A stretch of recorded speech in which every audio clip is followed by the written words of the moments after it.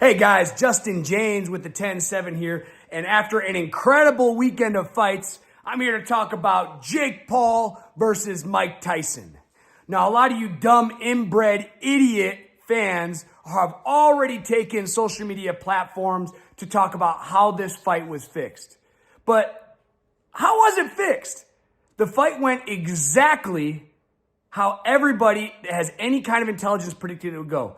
Mike Tyson, arguably the baddest man on the planet, the baddest combat athlete of all time. 58 years old, taking on a young Jake Paul, 27 years old. I've heard idiots say, oh, well, he was pulling his punches.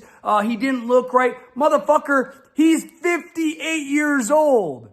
You know, I saw glimpses of the old Mike Tyson in the very first round, and I was really excited. Although I did have money on Jake Paul, I would have loved to see Mike get in there and knock Jake out. I saw glimpses with the head movement, with the big swinging shots. But as the fight went on, guys, I mean, what did you expect?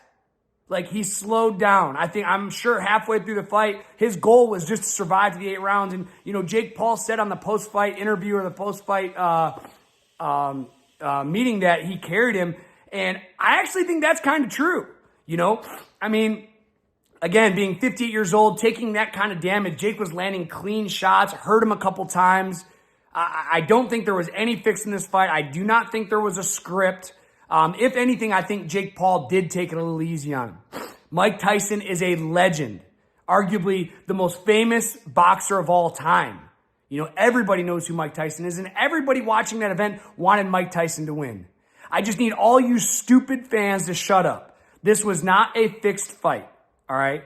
The fight went exactly how it should have gone. A 27-year-old beat a 58-year-old. A 30-year age gap, guys. And let me tell you this, Jake Paul can fight. He has technique. He has size. He has power. And most importantly, he has youth. So for all you idiots out there that are seeing this as a circus show, it was a circus. It was a free event we got to watch live on Netflix. I'm very glad I got to watch it. The fight went exactly how I thought it was going to be. I'm glad Mike didn't get hurt. I'm glad he got in there and got to feel, you know, what it used to feel like when he was in his prime. And it was so awesome to see glimpses of that old Mike Tyson. But unfortunately, at 58 years old, it's just really hard to put it together, especially, and he's lived a rough life. Besides all the fights, you know, the drug abuse and the scandals and so on and so forth, he's lived a really rough life. I am a diehard, lifelong Mike Tyson fan, and you should be too. He impressed the shit out of me. He showed up in shape and did the best he could do given the circumstance. Tell me what you guys think. 309 is concluded. The questions have been answered. Does Jon Jones still have it? I'll be honest, guys. I wasn't that impressed with Jon Jones' performance against Stipe. You know, Jon, you know, I saw glimpses of his former self, but in the opposition, Stipe did not look good. He looked really slow. He looked kind of just out of tune almost. You know, his range was really weird. You know, he just didn't look like he even wanted to be there. I felt he was there, you know, for the paycheck. And another thing I found out that makes me say that I think he was just there for the paycheck was he never stopped working for the Cleveland Fire Department. And let me tell you guys, as somebody that has looked into the field of becoming a firefighter, that job is no joke. You work 48 hours straight, sometimes 72 hours straight.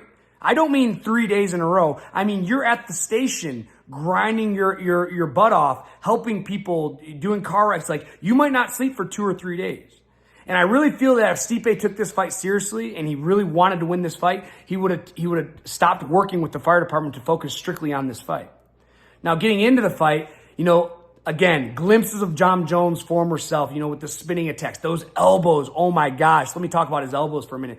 Jon Jones has some of the most devastating elbows I've ever seen. He always has, but, you know, he really, really showed it this time. He dealt so much damage to Stipe with those elbows from top position. It was just incredible. And the way he finished that fight with that spinning back kick, I don't know how that didn't break Stipe's ribs. It probably did. I'm not sure if it did or didn't, but it had to. That was just a bone-shattering spinning back kick. But, you know, as we talked last week on the show, you know, about Jon Jones, and he said, oh, I'm not taking Tom. I'm probably going to retire after this fight. Dude, it all came, everything that I said was going to happen is going to happen. Jon was just going to downplay it. And then after the Stipe fight, now he can, in his brain, accept what's next. He's not retiring, guys. He's coming out. He has those payday fights. Whether it's Tom Aspinall, whether it's Alex Pereira, it doesn't matter. Jon Jones is in a position right now as the greatest combat athlete of all time, and he can pick and choose who he's fight. And to his defense, and I'm not a stroking Jon Jones fan. I'm not even a big Jon Jones fan. But I feel that he's done enough for the UFC and enough in the sport that he can hand pick and choose his opponents for the remaining part of his career. If that's Tom Aspinall, great. If it's Alex, that's great as well. I don't really care who he fights. And, you know, I really don't think he's as good as he used to be. I think age is catching up to him. He looked a little slower in a couple of the exchanges. But again, could be a little ring rust too. So what's next for Jon Jones? Is it Tom Aspinall? Or is it the light heavyweight champ, Alex Pereira? I don't know. Tell me in the comments who you want to see Jon Jones fight next.